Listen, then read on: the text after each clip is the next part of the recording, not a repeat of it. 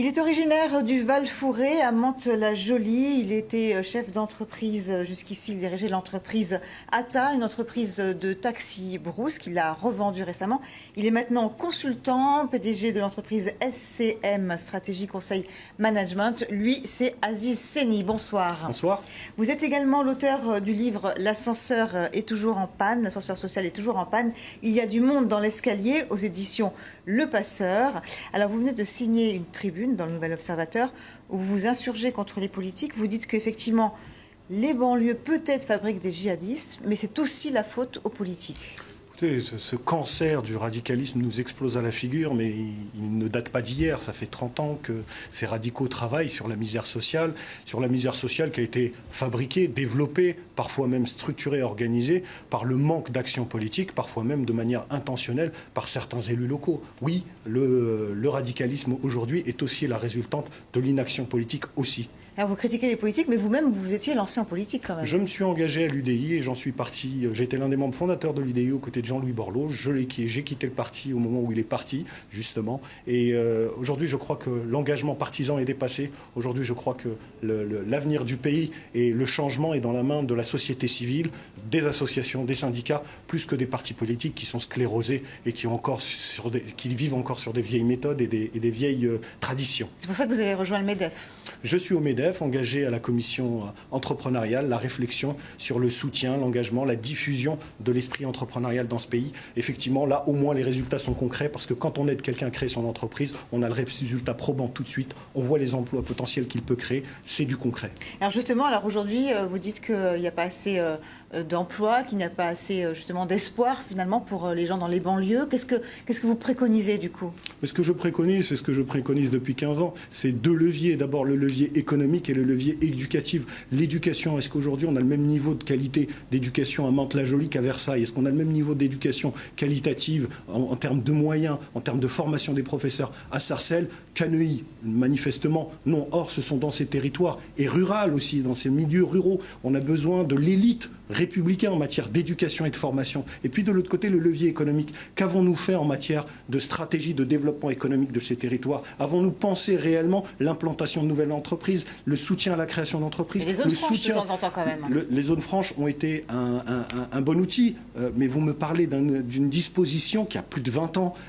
Depuis, quid ? Que s'est-il passé ? Pas grand-chose. On a quelques petites mesurettes, beaucoup d'annonces, un effet plan banlieue, espoir banlieue, dynamique banlieue, bref, toute la sémantique qui est passée. Mais pour quel résultat ? Aujourd'hui, les gens sont dans l'urgence et on a besoin de concret. Or, les politiques n'y répondent pas à ce concret. Au contraire, alors vous pensez qu'il faut décloisonner les banlieues, alors que les politiques, par exemple, vous dites qu'ils font tout pour créer l'isolement, par exemple, en regroupement ethniquement donc les demandeurs de logements sociaux ?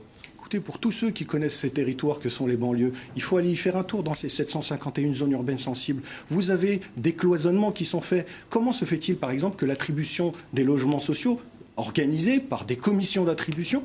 Quand vous vous baladez dans ces quartiers, vous avez des blocs plutôt typologie maghrébine, d'autres plutôt typologie noire, Afrique subsaharienne, d'autres turcs, etc. Qui organise ce communautarisme ? Alors, les élus locaux ont bon jeu de mettre la main sur le cœur et de crier au pacte républicain et à leur lutte contre le communautarisme. En réalité, dans la plupart des quartiers, ils l'organisent, ils le structurent et parfois ils en jouent. Le canard enchaîné se fait parfois l'écho de ces élus locaux qui se font élire avec ces voix communautaristes, mais personne ne s'alarme dessus, sauf quand ça explose au sens propre comme au sens figuré. Alors justement, donc cette explosion, en ce moment, donc Manuel Valls est en train de dire que le salafisme est en train de gagner du terrain dans l'islam. Qu'est-ce que vous en pensez ? Que d'abord, je ne sais pas si c'est réellement la priorité de notre pays que de se poser cette question. La priorité pour moi, ça reste le chômage, ça reste la pyramide de Maslow, ça reste d'aider les gens à trouver à manger. Lorsque vous discutez avec les gens des Restos du Cœur et qui vous disent qu'ils sont en croissance, chaque année de plus en plus, ils distribuent des repas. C'est pas la question identitaire le plus important alors. Pour moi, la question identitaire est une question, elle n'est pas la plus importante. La plus importante dans la vie des gens, c'est de manger, de pouvoir payer leur loyer, de payer l'éducation à leurs enfants, d'avoir une éducation et une santé de qualité. L'identité est importante. Le salafisme gagne du terrain, mais de quoi parlons-nous ? Monsieur Valls est en train de faire et prendre une stratégie qu'un autre a pris dans un autre temps. Monsieur Nicolas Sarkozy avait parlé de prioriser le halal comme priorité chez les Français. Monsieur Valls nous explique que c'est le salafisme. On sait comment ça finit. Non, ce n'est pas ça la priorité, même si c'est une question importante. Pourtant, voilà, les questions religieuses aujourd'hui, elles gagnent du terrain, et notamment donc, dans l'entreprise. On en parle de plus en plus. Il y a aussi le problème des femmes voilées. Donc le fait qu'on ne veuille pas serrer la main à une femme, voilà, là-dessus, ces questions, elles arrivent quand même sur le débat, dans le débat public. Non, elles n'arrivent pas. On les manipule pour les mettre dans le débat public. Parce qu'il est plus facile de parler de ces choses-là que de régler et d'inverser la courbe du chômage. Il est plus facile d'aller dans une entreprise et expliquer qu'un tel qui représente epsilon d'une communauté musulmane ne veut pas serrer la main. Et effectivement, on peut bien évidemment en débattre, le regretter, par rapport au fait de mettre sur la place publique des solutions concrètes pour réduire le chômage. Alors moi, ce que je regrette, c'est la manipulation de ces sujets-là. Alors pourtant, le gouvernement essaie aussi de faire des choses pour réduire le chômage, alors même si effectivement il a du mal avec la loi El Khomri par exemple. Qu'est-ce que vous pensez des jeunes qui manifestent justement dans la rue contre cette loi? Est-ce qu'ils manifestent plus parce qu'ils sont désespérés, parce qu'ils n'ont pas de travail, que contre la loi El Khomri elle-même? J'ai un jugement qui va peut-être paraître un peu sévère, mais pour moi, les jeunes qui manifestent aujourd'hui et qui sont dans la rue, c'est les petits-enfants de mai 68.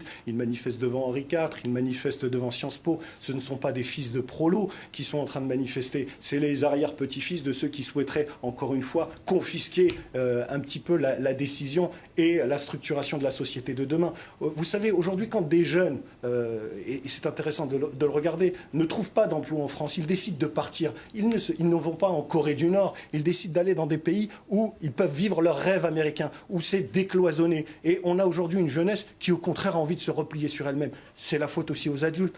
Leur avons donné, est-ce qu'on leur a transmis cette envie de rêver, cette capacité de se projeter dans l'avenir? Et alors cette loi El Khomri, d'après vous, est-ce qu'elle aurait pu arranger les choses? Est-ce qu'elle pourra encore le faire d'ailleurs?